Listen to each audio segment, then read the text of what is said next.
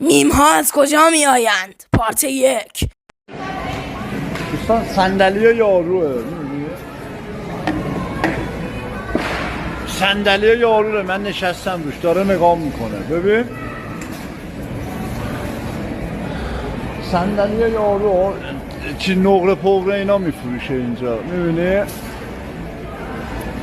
من نشستم رو صندلی یارو. صندلی رو هم من گرفت، به من گفت بلند شو. بچه ها دخترها رو ببین، دخترها دارم میاد. صندلی رو هم من گرفت، دیدی دخترها رو؟ خوشگلن، دیدی؟ صندلی رو هم من گرفت، به من گفت بلند شو.